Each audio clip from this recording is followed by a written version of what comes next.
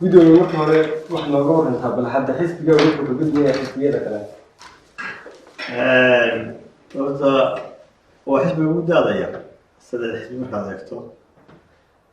oo xisbiyada kale ee kulmiye iyo muddo dheer inay soo jireen xisbigan himiladiisu waxa weeye in ummadda dareenkeeda lagu shaqeeyo waxay hiigsiga hiigsanaysaa oo ugu horeeyo horumarku hadday tahay xagga arrimaha bulshada hadday tahay waxbarashada hadday tahay caafimaadka hadday tahay aqoonsiga himilada ummadda waxaan jecel lahay inaanu qorshe cad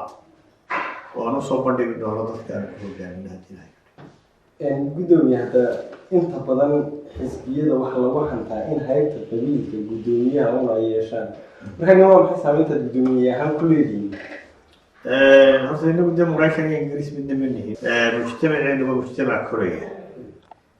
markii masalan la xadeynayay axsaabta waa laga dhigi karaya 100 xisbi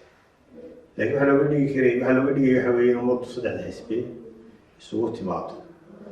laakiin waxaa isleeyahay ummaddu halkaa way ka kortay axsaabta way ku kala biirtay deegaan kasta waa laga helayaa xisbi kasta marka ma oran karno waa xisbi sida xisbi midna waa reer ma oran karno laakiin mujtamacu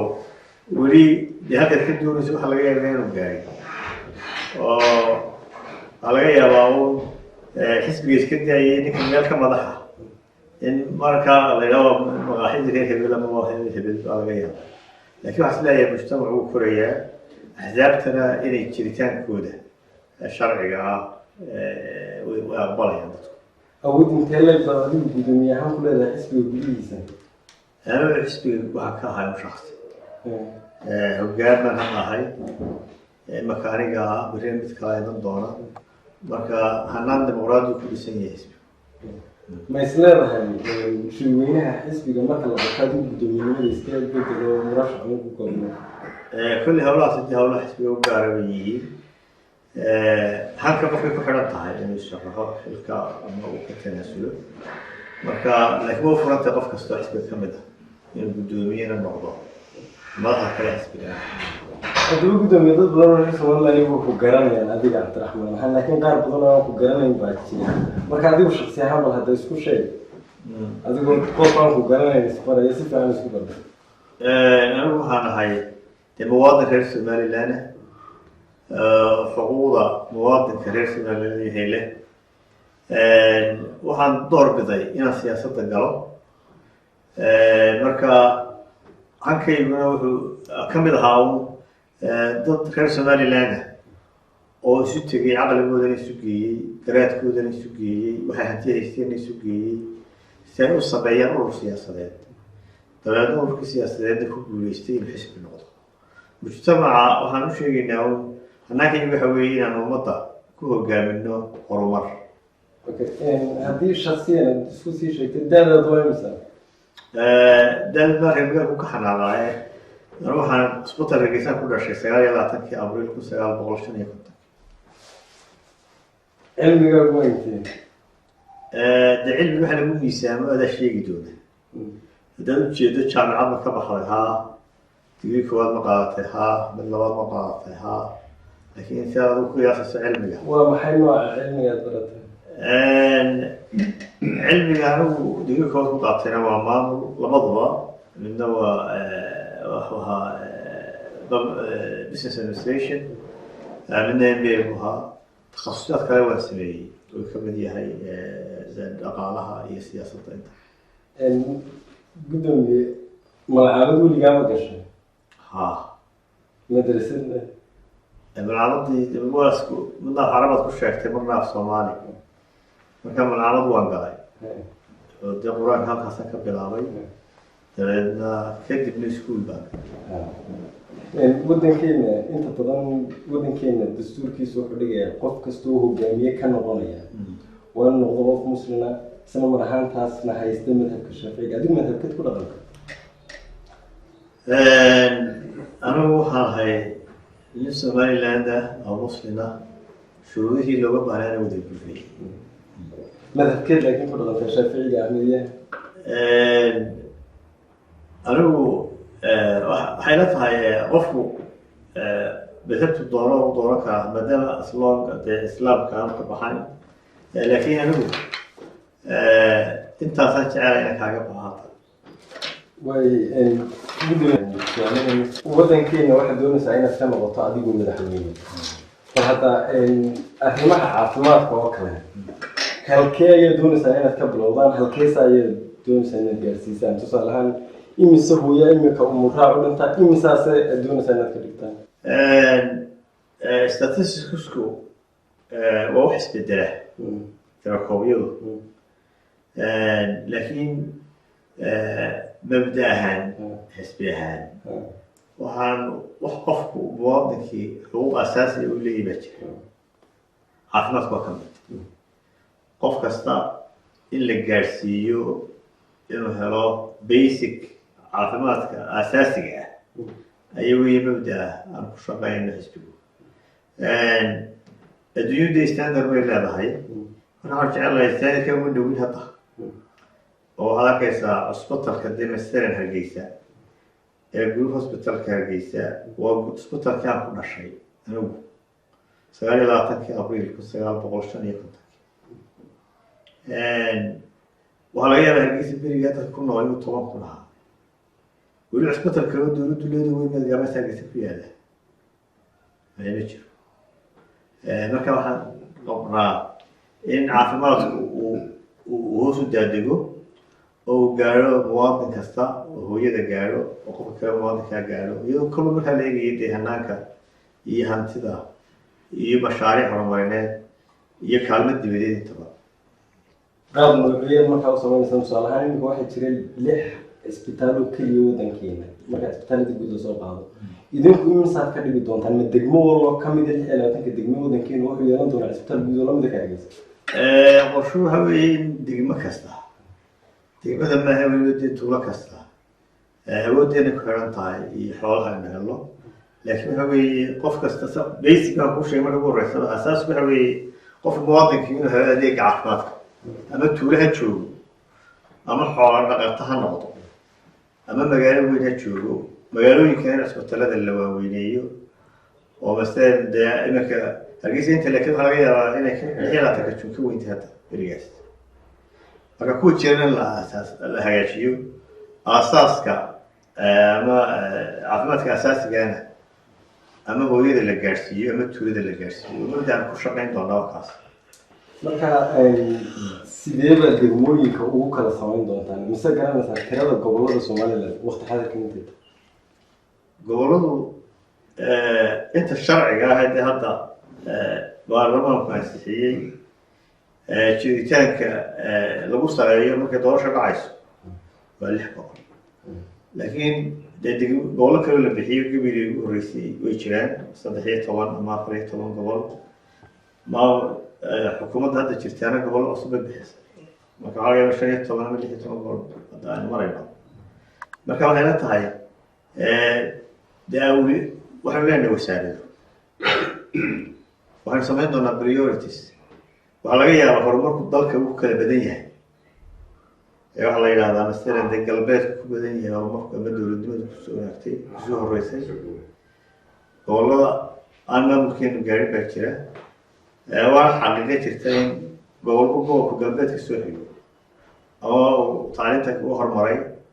ama infrastructure ka hormaray marka equal distribution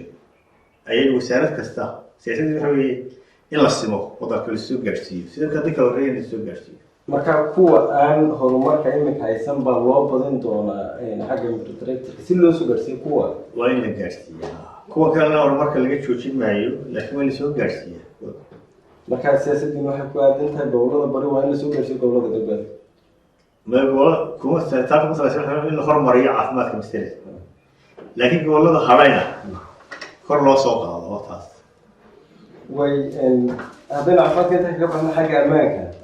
waxa ugu horeeya ee ammaanka saldhigga waa in muwaadiniinta waddanka oo dhan la wada aqoonsan adiga horta ma isdiiwaangelisay diiwaangelinta madaniga socota anigu waa isdiiwaangelin diiwaangelinta amniga horta waxay la tahay waa arrinta ugu muhiimsan ee dowladnimadu ay ku taagan tahay ama tiirka ugu weyn ammaankana dee xukuumadda markaa jirta ka mas-uula waxaan leenahay ciidamo kala duwan boliis baynu leenahay sirdoon baynu leenahay ciidamada qarankaynu leenahay ciidamadaas uftaynu leenahay marka waxay la tahay amnigu mudnaanta koowaad ayuu mar walba qaran kasta u leeyahay qarankeena ku dhamaha marka waxay la tahay ciidamadu ama tababarkooda ha la xoojiyo ama tayadooda ha la wanaajiyo ama qalabkooda ha la wanaajiyo waxay la tahay waxaa awliyaadku u yahay annagana noo yahay qaran kastana u yahay amniga qaranka si loo wanaajiyo gudoomiyahanadu gudoomiyaha golaha gobolada gudoomiyaha xisbiga wadani maxaad u malaynaysaa inay waddankeena cadowga koowaad u tahay cadow waxaad ka dhigatay adiga ayay ku tahay mise caqliga cadowgeena koowaad waxaad leeyahay waxaad ka fikiraysa inaanu ahayn ma uu yahay shaqalaanta faqriga saboolnimada ayaas leeyahay cadowga koowaad somaliland maxaa ugu weyneed leedahay khatar way ku tahay amniga somaliland intaasba khatar bay ku tahay adoo laga yaaba ama waddan ka fikirayso ama qof kale ka fikirayso laakiin waxaad leeyahay markuu qofku dee nolosha uu ka quustu rajo beelo ama uu tahriibaya ama rabshad buu samaynaya ama suuqu istaagaya dadku boogaya marka waxaa laga yaabaa inuu aragtida aan qabo cadowgu waxa weeyaan waa fakriga iyo shaqo la-aanta iyo baahida faraha badan in la yareeyo markaad awood doonayso kulli waa laga maarmaa inaad statkis hayso markaa dhalinyarada aada u tahriibta wada soo hadaltaa qiyaastii labadii sanadooda u dambeeyey imise dhalinyaro aad ku qiyaasi lahayd guddoomiyahan inay waddankeena ka tahriibeen waxaa laga yaabaa dee statistiska intaad hayso waa laga yaabaa laakiin tirakoobs waxaa laga yaabaa waxaad leeyahay sanadkii 2000 ilaa 5000 inta udhaxaysa waa laga yaabaa inay ka tahriibeyso waxyaabaha factorieska buuxiyo waxaa ka mid ah ku kalifa dhalinyarada inay tahriibto shaqo la-aantaas soo hadal qaaday marka dowladdan imika jirtaa maadaama guddoomiye golaha wakiilada tahay miisaaniyadda aad ansixiso kulli waa ogtahay tirooyinka imise shaqo ayay abuurtay dowladdan imika jirtaa imisaad idinku doonaysaa inaad soo abuurtaan statisku way kordhaa sanad kasta laba markaad eegto shaqaalaheenu markii dowladda u shaqeysaa waa dad kooban waxaa laga yaabaa 5 sano ka hor ama 6 sano ka hor inay 8 ka badnayn maanta waxaa laga yaabaa inay 2 laab noqdaan 16 ku noqdaan sectoriska qaybaha kordha laba ugu badan shaqaalaha dee shaqaala loo qaato hadda Somaliland marka la eego qolo waa macallimiinta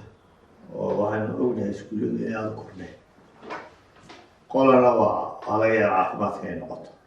shaqaalaha kale dowladda ku korra wax kooban waxaa laga yaabaa iminka anigu 10 sano barnaamijka joogay haddii shaqaalaha ku kordhay la eego waxaa laga yaabaa in 60 ka badan ama 50 ka badan baa laga yaabaa mujtamacuna way kordhayeen intaas marka waxay la tahay waxay u baahan tahay in la sameeyo mashaariic oo dadka mashaariic horumarineed ayaa lagaga bixi karaa ninka shaqo la-aanta sanadkii imisaad idinku kordhin doontaan haddaad awoodda qabsataan xilcisaan markaad barnaamijkiinina kulli waad ogtahay imisa qof oo shaqaalaad sanadkii abuuri kartaan idinku xisbiyaan markaad qorshaysaan kolley waan soo bandhigi doonaa laakiin waxaan jecelahay inta hadda jirta labalaabkeeda iyo afarlaabkeedba in la gaadhsiiyo waan taagantay waan soo bandhigi doonaa laakiin waxaan ku jirnaa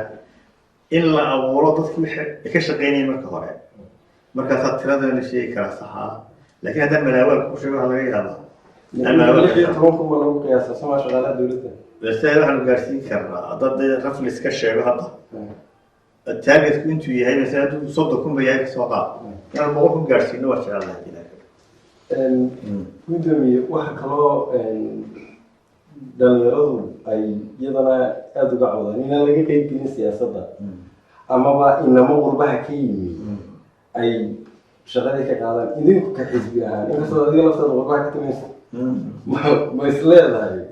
wallaahi dhalinyarada jaamacadaha ka soo baxday mudnaanta kuwaad ka siin doonaa kuwa qurbaha horta dad siyaasaddu laisma siiyo waa tartan qofka waa ina ka timaada isaga ama dibadda ka yimaada ama gudaha joogo waxa joogada kuwa badan dibadda joogo aan xiisanayn baa laga yaaba laakiin waxaan is leenahay masalan dee baarlamaanku wuxuu ku dadaalay in la fududeeyo siyaasadda da-da lagu soo geliyo wixii deegaanka berigii dhaweyto marka waxaan ku dhiirigelinaya dhalinyaradu inay axsaabta horta soo galaan siyaasadda markay soo galaan way fududaanaysaa dee inay iyagu markaas ay qeyb muhiima ay ka noqdaan waxaa sida cid ka hortaagenin ma jirto dhalinyarada marka anaguna waa dhiirigelinayna dhalinyarada rag iyo dumarba inay dee siyaasadda soo galaan haddaan kuu celiyo xagga amniga laba faktor baa la idhahdaa qaranka somaliland way khatar gelin karaan mid waxa weeyaan iska horimaad qabiil oo laba qabiil dhexmara noocu doona waa aadam siduu doona waa ku bilaabmay ka kalena waxa weeyaan baa la idhahdaa in laba kooxood oo laba mabaadi oo waxgedinta kala aaminsanay ka dhacaan abuurmaan adigu guddoomiye ahaan ma rumaysan tahay qabiilkan aynu ku dhaqanay dadkeena mar walba ay ku dhaqmaan in la horumariyo oo la dastuur gareeyo dastuurka lagu qoro maya waxaa rabaa in baahida waxle asaaska waxaa laga yaabaa horta labada arrimaha sheegaysa midda somaliland kama jiro haddii reer isdilayana beryaha maynaan maqal reer hebelii reer hebel isdilaya ma jiraan qoladii isku haysato isdilaysana somaliland kama jirto marka labada arrimaha sheegaysaa midna hadda somaliland arri yaalla maaha ani waxaan is leeyahay waa laga bixi karaa arrintaa dee reernimada arrinta ugu weyne dadku ugu jiraa welina waa saboolnimada adduunka waxaa jira wax caymis la yidhaahdo ama insurance waxaan xasuustaa nin doctor ahoo beri aan hargeysa kaa wada gallay oo maraykan ka yimi ayay odayaalo yimaadeen waxay ku yidhahan magtii carruurtaada lagaa rabaa inamadaada dabeedna wuxuu yihi caymiska ku jira maraykan iyo carruurtayda marka cidna anagu ma baahino magiyo waxa haddaan wax dilo caymiskaa bixinaya ama haddaan cid sheegno marka ayla tahay caymis ugu jira qofku reernimada laga yaabaa oo magtii baa laga bixinayaa qaaraadkii baa laga bixinayaa isaga ayna weydiinaya marka dad aanu ka baxno shaqo helo waynu ka bixi karnaa wadaas dad badan ba aan kula kaftan waxay isweydiinayaan tola cabdiraxmaan ma bixiya qaaraanka tolkii ma bixisa anu dadku ba ka mid ahayo si dadku noolyihiin kullina u noolahay sideed uga cadaalad fali doonta adigoo qaaraanka tolkaa bixiyo berita haddaad madaxweyne noqdo waxaa laga yaabaa imika dee waxaa laga yaabaa mid kaloo qaaraan doonaya inaan ka bixiyo adoo dad inta maadkala qaaraan baa la haystaa inaan kaa bixiyaa laga yaabaa laftigaaga marka albaabkaygu qof walba wuu furan yahay cidna kama xidhna gobolna kama xidhna hebelna kama xidhna magaalana kama xidhna hadiya dembiyada dhexe waddankeena maxaa ugu badan baad is leedahay guddoomiyaha innaga dee somaliland waxay la tahay horta marka la eego dee wadamada ama aynu jaarka nahay ama dunida waxday tira koobka dembiyadu ma badna somaliland marka dee la eego way dhici kartaa qof dilay way dhici kartaa qof waxaday waxay dhici kartaa dee kaysas madani dadku xidhiyin baa dhici kartaa xoolo la isku yeeshay waxaa dhici kartaa dad dee maga iyo wax isu haysta waxaa is leeyahay dee junuubtu somaliland ka dhacdaa waxun bay ka mid tahay waxyaabaha dhacdooyinka ka dhaca somaliland ciidamada somaliland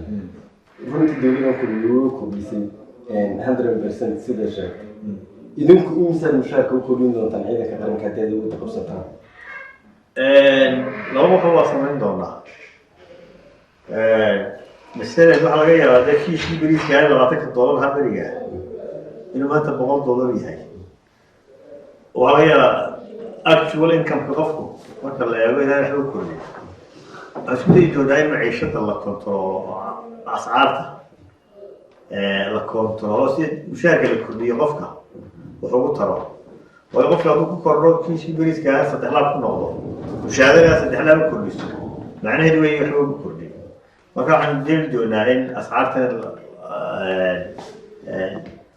oo ku tali jirnaa gaar ahaan ciidamada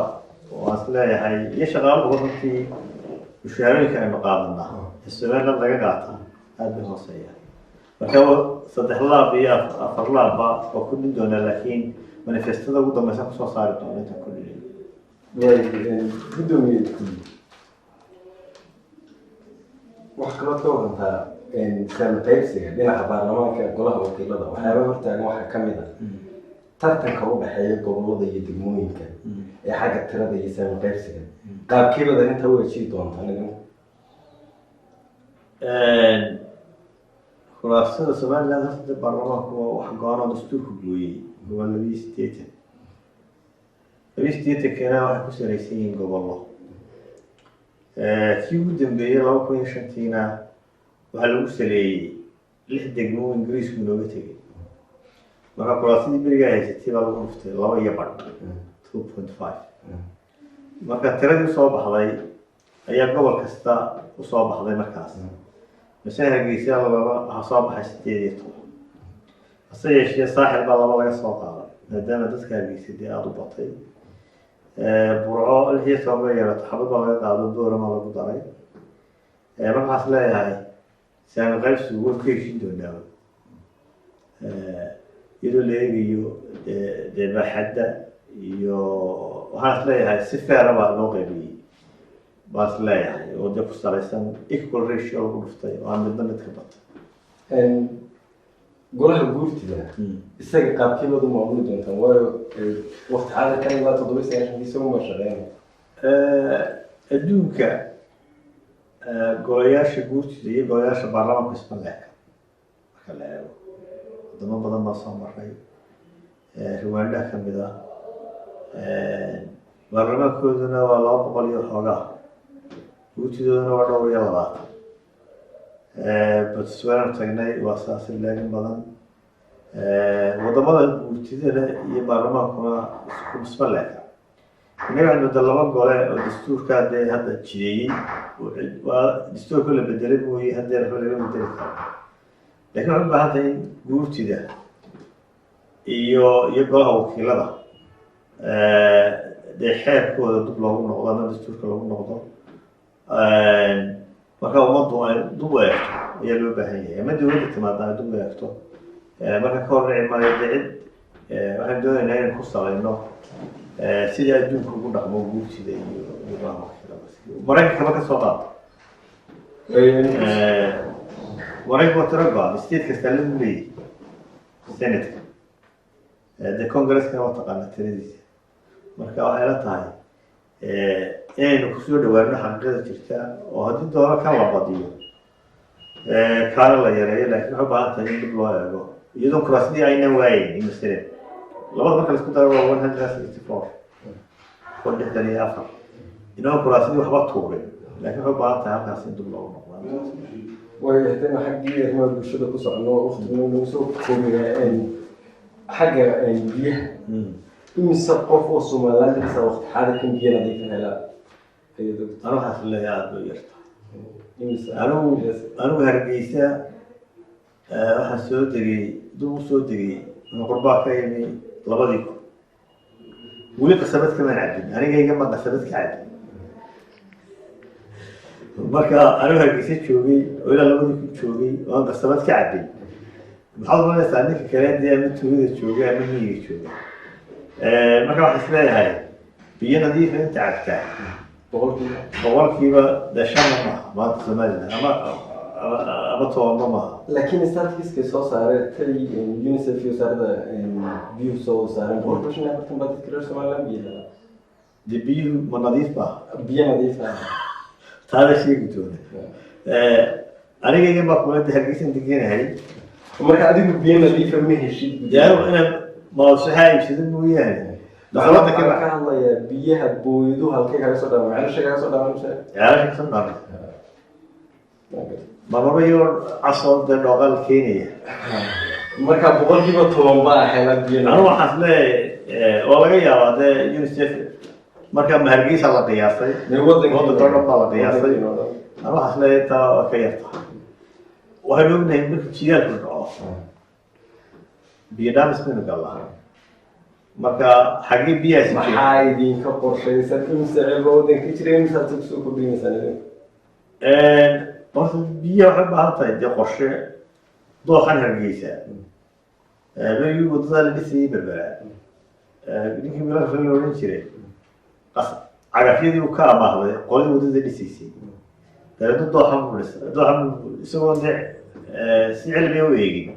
ayuu camud ku moosay dooxii Hargeysa Hargeysa dooniya wada iibsatay oo dowladdii jacaylka la odhan jiray marka waxay la tahay biyaha waynu xidhan karnaa biyaha dooxa mara haddaynu isu tagno marka qorshaan la iman doonaa biyaha lagu xidhayo oo dooxyada lagu xidhayo imisaad xidhay doontaan dad rafli intaad ugu tala gasheen anu waxaan leeyahay haddii Hargeysa tog dheer iyo Maroodijo haddii la xidho dadku beerayna samaysan doonaa marka labada dooxba qorshaha kuwaad qorshaha kuwaad tusaale marka ugu soo qaato doox kasta oo biyo maraan dee awooddeena ku xidhantay laakiin tusaale baan usoo qaatay misale labadaas waana dawlad soo socotaa tiina dadku expectation bay sugayaan bal dooxyada anigu aan balse waxa weeye in dooxyada la xidho in riiga la badiyo balka nadiif waxay kaga tala galaan dadku u sheeg waxay kaga tala galaan oo tusaale ahaan shanta sannadood haddii intaasa noo qorshaysan inaanu xidhno 5 doox 6 doox 4 doox 2 mid horta waxa ugu dambeeya soo saari doono manifesto soo saarayna waa ku qori doonaa laakiin waxa uu leeyahay at least dooxyada waddanka ka jira haddii in westeed la xidho westeed la xidho oo targetkaas lagu gaadho dee inta xukuumaddu jirto waa isku dayayna haddii la way xagga waxbarashada haddaynu tagno literacy Soomaaliland waa imisa gudoomiyaha imisa doctor inay tahay literacy inta waxbarto waxna aqoon Somaliland runtii dee waxbarashadu way korodhay Somaliland intii iskuulka tagtaa waayo waxaan tusaale soo qaadanayaa berigii waddanka 2000kii markaanu berbere maraynay dugsi sare ma jirin burca ma jirin 2004 muxuu ahaa 2004 baan burca tegey 18 May waxaa soo marayay meesha ardayda soo martay waxay ahayd ilaa 20 ku dhawaad sanadka bilaad waqtigaa iskuullada mabay jirin ama dugsi sare ma jirin ama dugsi dhexe ma jirin marka adduunku waxay leeyihiin dee ama muxuu ahaa UNICEF waxay leeyihiin standard literacy-ga ay dunida dee ku cabiraan ama halbeeg marka waxaa Somaliland inta hadda tagta iskuullada marka la eego iyo population-kiina loo eego أنا واحد لا الغرف أفرت كما بدنا أما كاسيس لكن سألت إن برشين سؤال واحد كان بقول بس تحب مثلا عرفتي تأذي سكول الجداية تكلم تطبيع أفرت معنا إذا كنت تطبيع أفرت كم حد كسوق ريندا بس الطاهرة وين هم دونا واصحاب على جيا لما وايو statistics ممكن هاي accuracy وهاكو حرنتا كم بعد الداتا تكون صورورس وهاكو حرنتا ما كان واحد لا هاي قضية السنة عندك كنت أنا صدق حالة سجلته وحصلنا هاي at least 20% ولا طارق كلا وحد الشيء وين كم 5 years أنا خصوصا عندنا على دقالها فكر كوادة دقالها إما كان إنه هاي صناعة عقبضة كوا وحويان قاد ما كبر يلي سنة قاد كيسكتو جسان وحياتها هاي ومضوا وحبها أنت هاي أروح ألاقي قفكو إنك ضدك قيلة وخلاقي يعني بدي مضدك عشقة وحيسة waxay u baahan tahay